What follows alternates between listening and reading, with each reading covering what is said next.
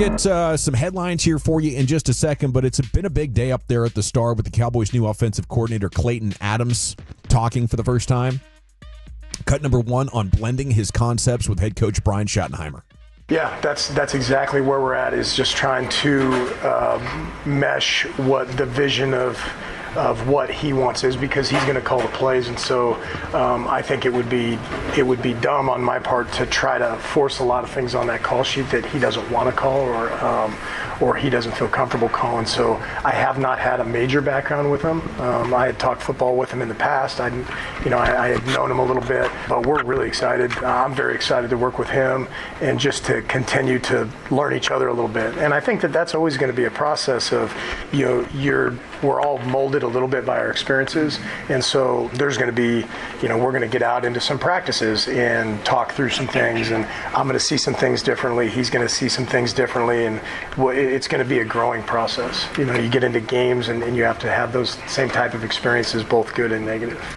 Molded by the experience of the practices is what I really like about that cut, because I feel like Schottenheimer is bringing in Adams for his expertise, and Adams is doing a nice job not usurping the coach or saying, we're going to do it my way. He's the head coach, but we're going to get together and troubleshoot these things and come to an agreement on what he wants to call. But you want Adams to have a huge influence on this scheme, don't you, Wolchuk? Absolutely, and it was interesting when I was reading about the Eagles and some of their offensive players talking about what they want in their next OC, and they talked about the communication. And one thing that they did like about Kellen, maybe Kellen learned and grew from his time with the Cowboys and realized the importance of, like, okay, if my players are interjecting and they see something, they want this, they like a certain play here, incorporating all of those ideas. We talk all the time about coaches being stubborn, set in their ways, my way or the highway. I think now, and I think a big reason why you saw the Cowboys offense flourish a couple of years ago, Dak and CD's visions were heard. Maybe a lot of that had to do with Brian Schottenheimer being a common, middleman there in that communication, and hopefully Klayton Adams can take that to another level. How hands-on is he going to be with the offensive line? Here's more from Klayton. I definitely won't stay away from that. I think that it's a little bit to be determined exactly how all those things are going to work, because I think, we need to get out and coach these guys a little bit, and we need to get past the point where we're just all trying to speak the same language, which is kind of where we're at right now. In regards to my involvement with the offensive line, I want to have a great relationship with all these guys, and I really want to build genuine relationships so that they know that I'm here to help them play the best football of their careers, and that they know that we're going to have a very clear and communicated standard for what we expect from them. For me, that's going to start in the offensive line room, and I'm very excited about developing a relationship with those guys. But also, like I said, I need to have that same relationship with Dak. I need to have that same relationship with CD. So my time's going to be spread a little bit more in that way, but it's going to start in the offensive line. All right. I love that. Yeah, what do you like about it? Everything starts with the offensive line. Mm-hmm. I think we just saw that. Win in the trenches, you're going to win. And to me, this offensive line has a lot of youth. I think Terrence Steele's a guy that's going to benefit from some fresh new coaching as well. I don't know that he was at his best compared to losing Philbin with Solari. I think you might have seen a regression there. Maybe now with Riley and with what Klayton Adams is going to bring, you get a better version of Terrence Steele. You got a young Cooper Beebe. You got a young Tyler Guyton. Hoffman's learning. Awesome Richards is learning. There's a lot that they can do with a young group of offensive line. The Cowboys need some internal growth from. Yeah, if that college coach works with everybody, and we got and you got this coach, the OC, working with Guyton. Line one needs to be Guyton, in my opinion. You do not need to go into next year having questions about is he going to be ready to play or not. Yeah. You have to go in there and the evaluation, and is that there's some things we can change here. There's some technique things. How committed is he? The first thing I would do if I was at OC, he's going to sit down with Dak, because Dak's going to stop by his office and talk to him and all that. I'm finding Guyton. I'm setting up a meeting with Guyton. I'm getting me and the line coach, and we're going to figure this thing out. Can they do that in the offseason? They can meet all they want? Absolutely, you can. You can work him out? Well, if he's down there in the weight room and all that, you could schedule a meeting with the kid.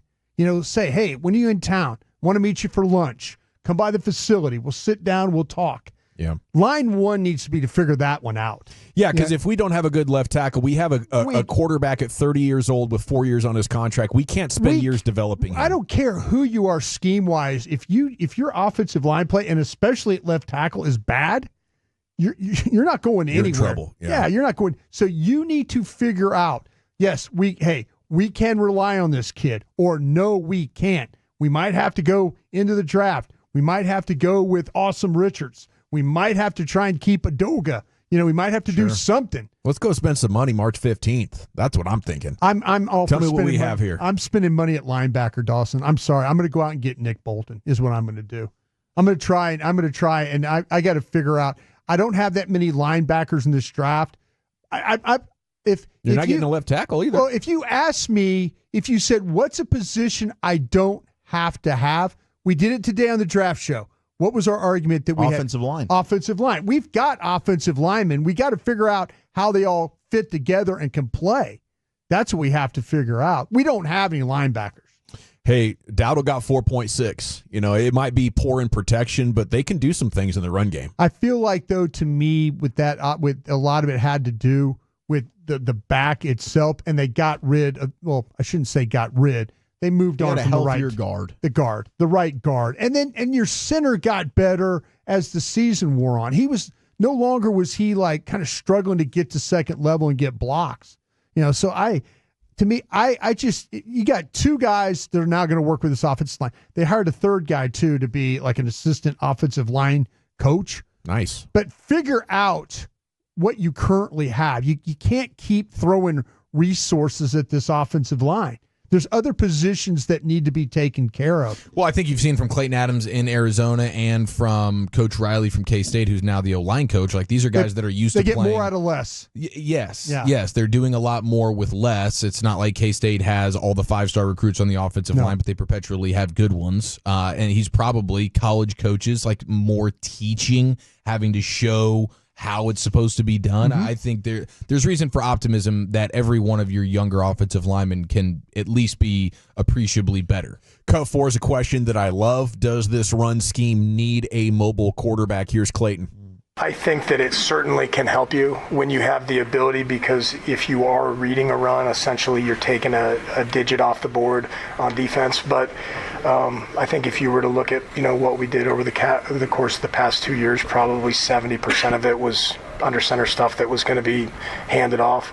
But yeah, and I think anytime you have the ability back there to read with that guy, it's a bonus for you. In regards to how often you need to do it, I think that the necessity for that really shows up when you're looking at like really low, tight red zone plays, or a gotta have it game on the line type thing. And I think that most quarterbacks end up in that position at some point. If they're somewhat athletic, you got to be kind of picky and choosy about when you're doing it. Love that. This is one of the most important things is how do you get the most out of Dak Prescott. I do think he's athletic enough to still take free yards. I think he can still juke a guy here and there. What you don't want is him, doing a high volume of it or getting out there, and getting in a ton of collisions. But if it's an easy 5-6 yards in a slide, I love that. I love a lot of the things that we're hearing here from Klayton Adams, and we'll get more from him and from the defensive coordinator Matt Eberflus here coming up a little bit later on in the show. Brian, did anybody? I wonder in the clips, and I didn't go through them, and maybe I should have. Did anybody ask him if he's already sat down and looked at this team? He's looked at this offense. Can you tell in the clips? Did anybody ask him the question like, "What did you see when you sat down and studied this offense?" No, they were more open-ended. He did talk about excitement level working with Dak and CD and Jake Ferguson and some of the skill players, but that's as much as he did. I'm sure he sat down and just kind of poured through clips or poured through games and kind of have an idea about personnel. And I wish somebody would have asked him about that, but another day.